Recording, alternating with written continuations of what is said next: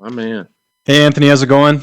Good to talk to you. I'm sure you're thrilled that this fight was rebooked, but you were going to be fighting in your home state of Nebraska. Now you're fighting in front of no fans in an empty arena. Mentally, how different is the preparation for this fight, knowing that?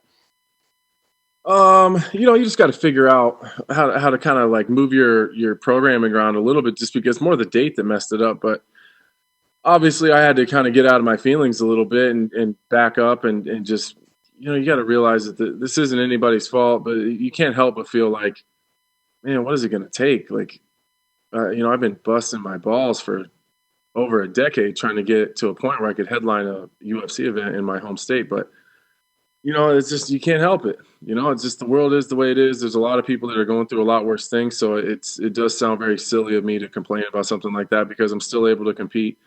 I'm still able to do what I love for a living and support my family doing that. So at some point, I had to check my ego and just back up and just be fortunate for what I do have and what I can do. They almost need to add another fight on your record with the home invasion you had recently. And I know there was a really scary situation of what happened. When this all occurred, I know you weren't sure what was happening with the fight, but was there ever a thought of not fighting, perhaps, just with something as pretty scary as that situation? Nah, not really, man.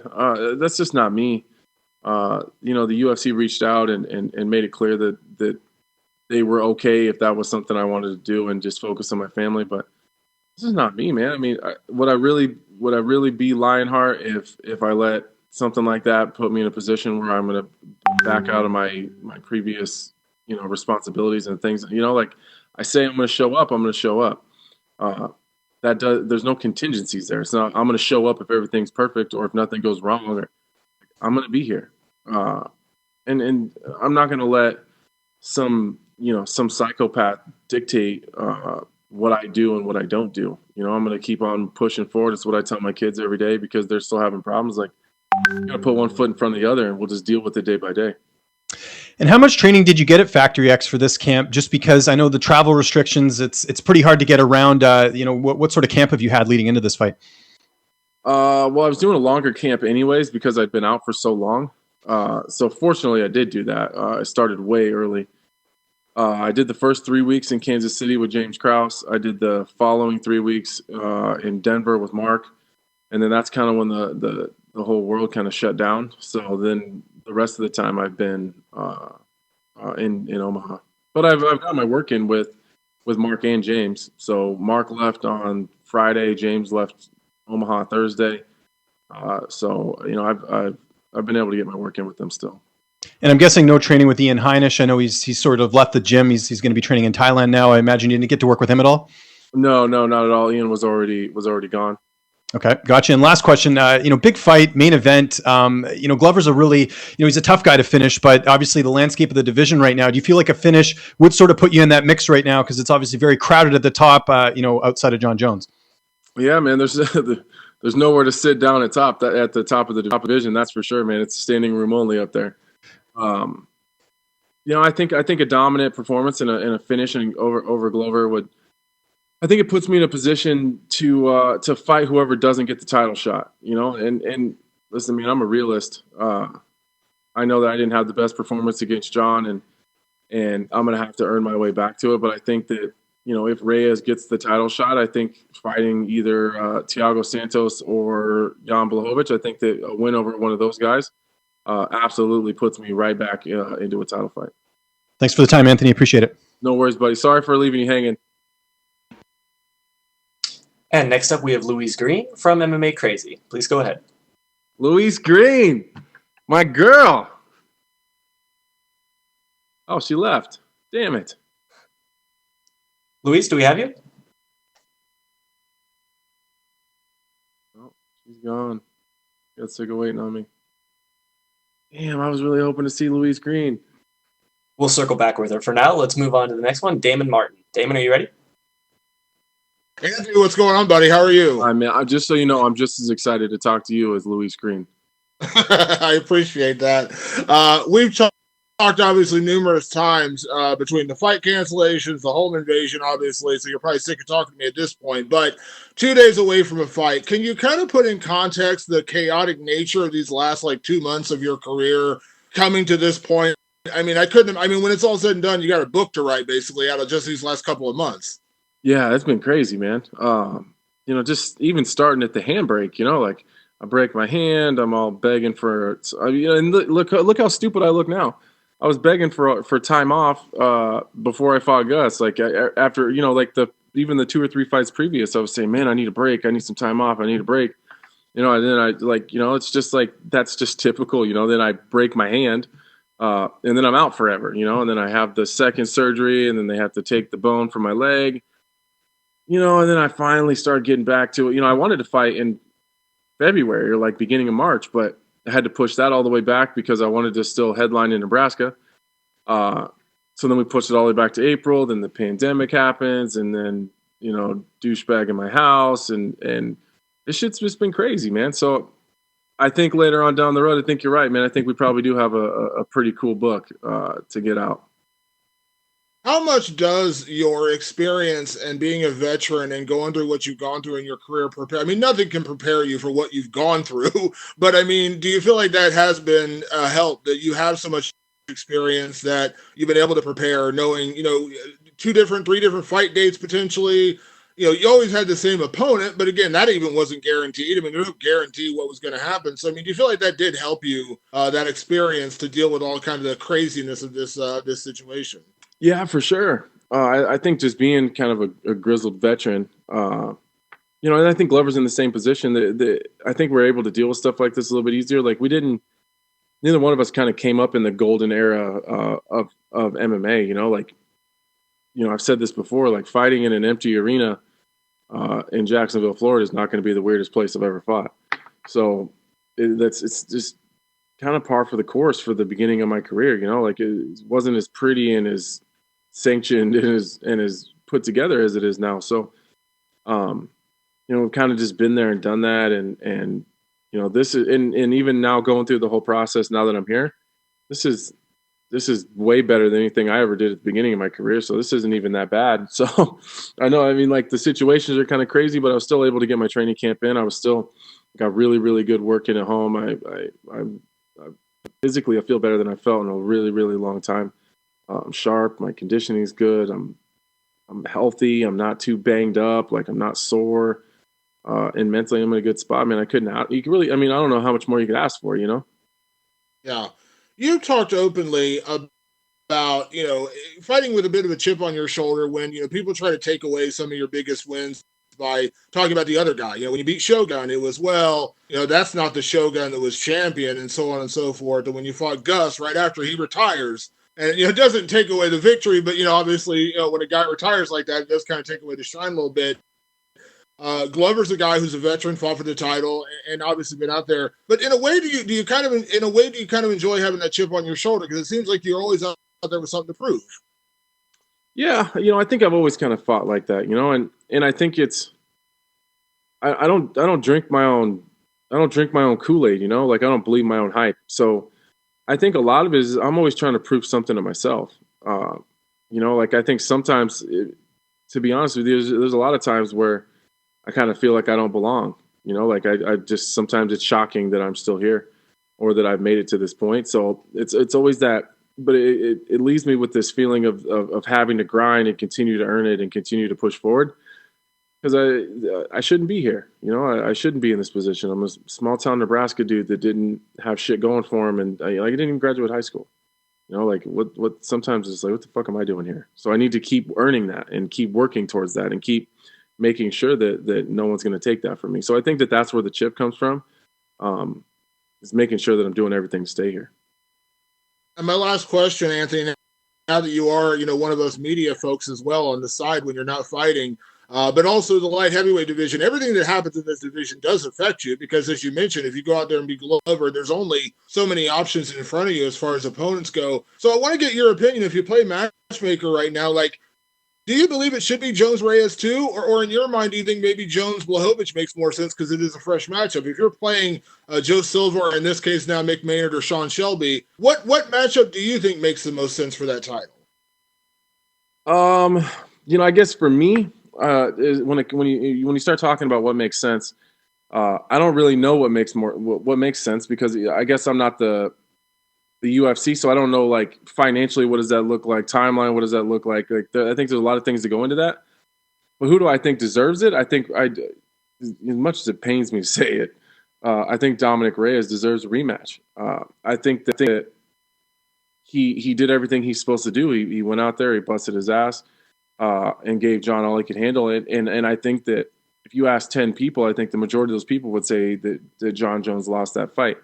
On the flip side of that, I think Jan Blachowicz equally, well, maybe not equally, but he also deserves a title shot, but I think Reyes' claim to it is a little bit stronger, like Blachowicz has a win over Rockhold, like Rockhold hasn't won since like there's 25ers in the division that haven't ever seen Luke Rockhold win a fight before.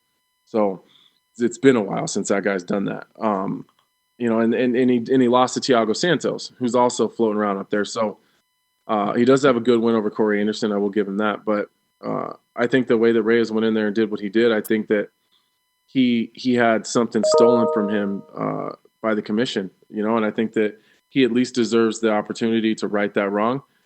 And I also don't think that he will win the rematch.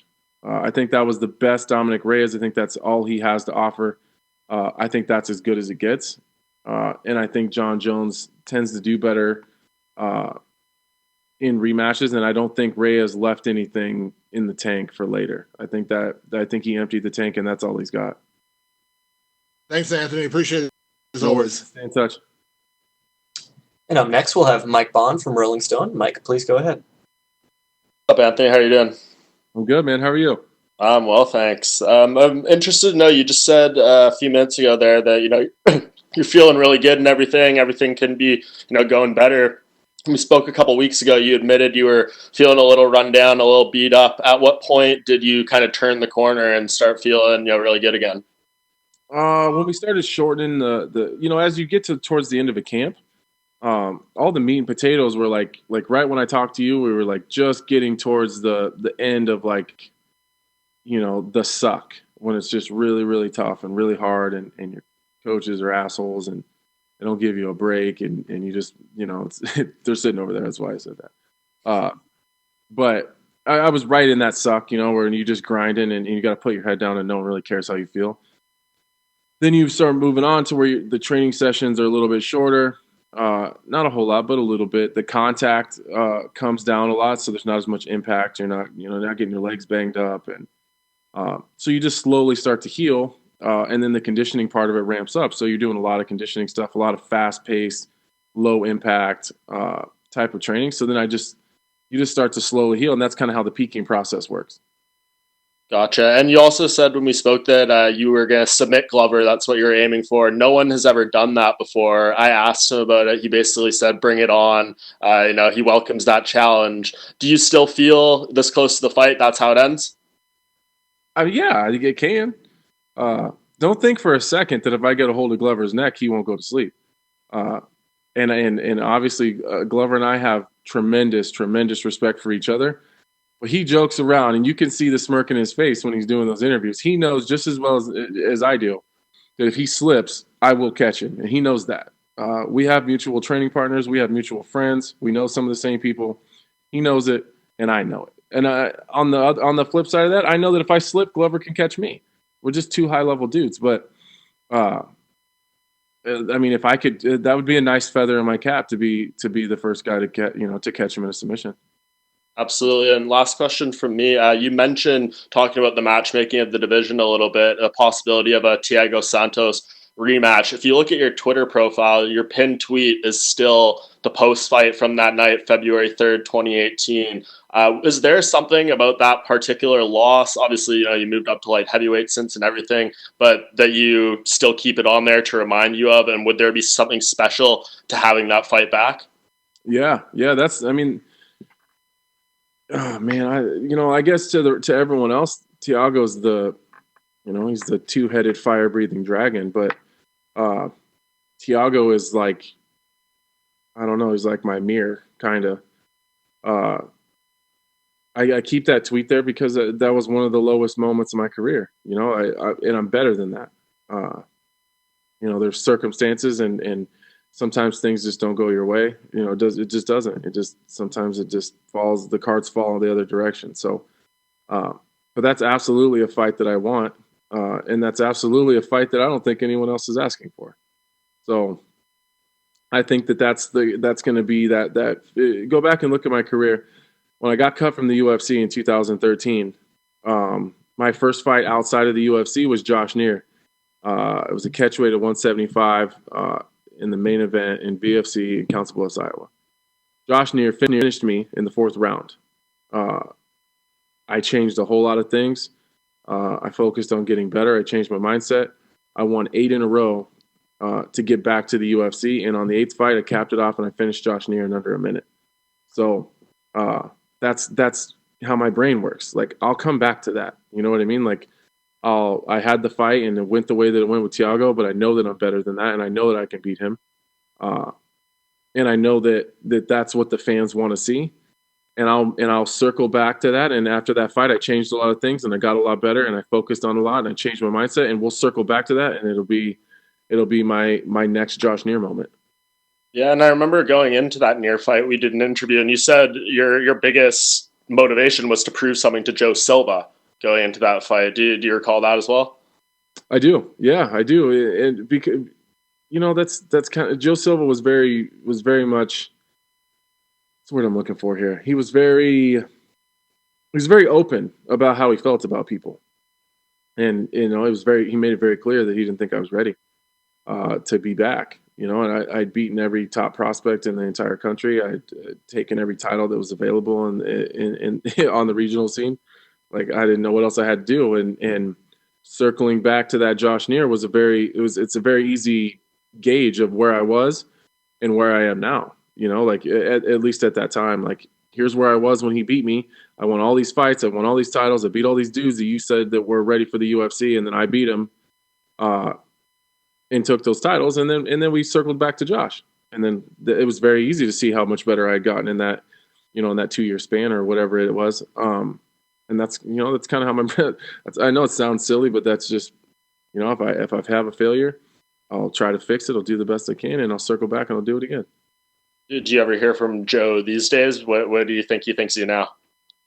I don't know. I would be curious. I'm sure Joe still watches fights, and he's a fight junkie, man. So I would be curious to know, though. For sure. Awesome. Appreciate it, Anthony. Best of luck. Thanks, man. Take care. And next up, we have Mike Heck from MMA Fighting. Mike, please go ahead.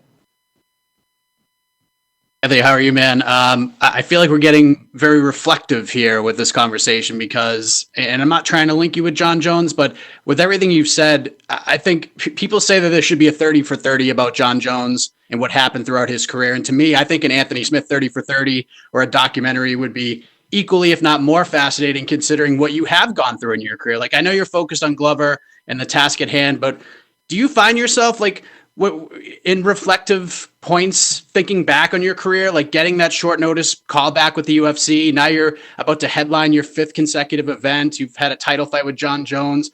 You're not a braggadocious guy, but do you allow yourself to reflect back on that and just feel grateful about it, because it's really an impressive story?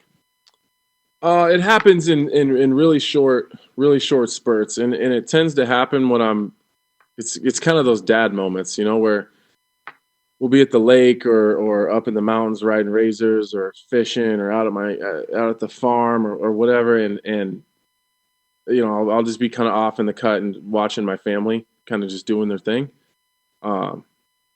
Those are kind of the moments that it happens where I've created this life for them, or at least the opportunity. I've given them the opportunity to live freely and do whatever they want. And to not ever worry about anything, or what in the world has happened. There we go. I've given them, the freedom to do that, and that's something I'm really proud of. That it's down to little shit, man. It's like to me, pumping gas and not looking at how much it costs is a luxury. Like, it just wasn't always like that. Just little stuff like that. Like, I'm grateful for little things, and just paying the mortgage and not worrying about it, like just little stuff and the freedom to be at all my kids' events whenever I need to be, because I don't have to work a 9 to 5 like a lot of people do. So it's just moments like that. I'm super grateful, but I feel like if you sit down too long, it makes it hard to get up, and I don't want to sit down and reflect. I can do that when I'm all done. And then last thing for me, if you go back and talk to the 2013 Anthony Smith, what would you say to him? Because it seems like everything sort of worked out the way you had hoped for anyways. But if you could go back and tell that guy something, even at the sort of the darkest point of that year, what would you say to him? I would tell him that he was right, probably. I was doing a lot of bullshitting back in those days. It's kind of one of those fake it till you make it moments. Like, I was saying the right things and it's like I was talking myself into it, but I didn't actually know if I was going to make it or not. I had no idea. You know, I'd fought up to that point to make it to the UFC. I made it about 3 minutes in my UFC career and blew my knee. So, like, I didn't actually know if I'd make it back. But if you asked me, I'd have told you straight up out loud, like, I'm going to do this shit and I'm going to be at the top of the world. But deep down, I didn't actually know. So I would probably just, like, you know, tell him he's right. Like, you'll be fine. Awesome. Thanks, Anthony. Good luck. Thanks, man. And that is all the time that we have for today. Thank you so much for joining us, Anthony. Hey, no worries, man. You take care of yourself.